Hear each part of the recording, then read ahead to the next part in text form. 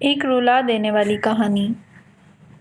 شوہر 2 دن کے لیے دوسرے شہر جا رہا تھا تو بیوی سے بولا، چلو تمہیں تمہاری امی کے گھر چھوڑ آتا ہوں، اکیلی کیا کرو گی گھر میں، تم ہو بھی ڈرپوک۔ تو وہ خوشی خوشی تیار ہو گئی۔ ماں کے گھر کا دروازہ کھلا۔ ماں بابا دونوں صحن میں بیٹھے کھانا کھا رہے تھے، اچار اور چٹنی کے ساتھ۔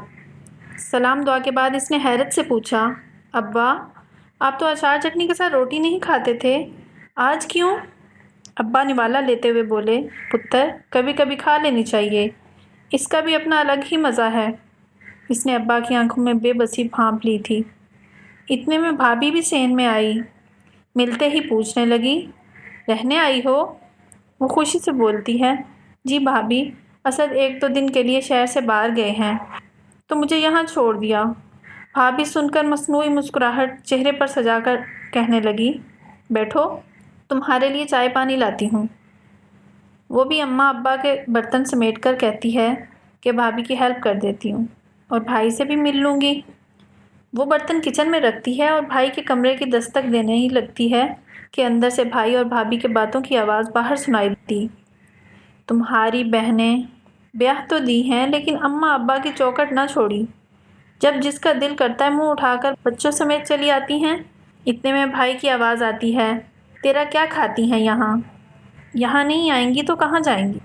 بھابھی، بس مجھ سے نہیں ہوتی تمہاری خاندان کی خدمت، باپ کو کھانا دیتی ہوں، یہی احسان سمجھو۔ اس کا تو جسم جیسے وہیں سن ہو گیا ہو اور آواز حلق میں دب گئی ہو۔ وہ الٹے پاؤں واپس ہونے لگی۔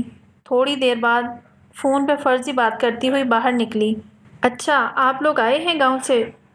پہلے ہی بتا دیتے تو میں امی کی طرف نہ آتی۔ چلیں آپ پریشان نہ ہوں، میں ابھی واپس آ رہی ہوں، آپ ایسا کریں تب تک پڑوسی کے گھر بیٹھیں تھوڑی دیر۔ امی ابا بھی حیران ہوتے ہوئے کہتے ہیں، پتر یہ کیا بات ہوئی؟ تو وہ بولی، ابا جی اسد کی اماں آئیں تو انہیں کیسے چھوڑ دوں، پھر آؤں گی انشاءاللہ، ابھی اجازت دیں۔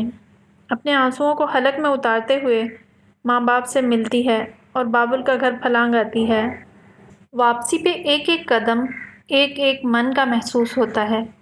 بے شک میکے ماں باپ سے ہی ہوتے ہیں، لیکن کبھی ان کے ہوتے ہوئے بھی وہ بے بس ہوتے ہیں۔ رات کھانے میں اسے نمک زیادہ لگ رہا تھا، جبکہ وہ نمک اس کے حلق میں اترتے آنسوؤں کا تھا۔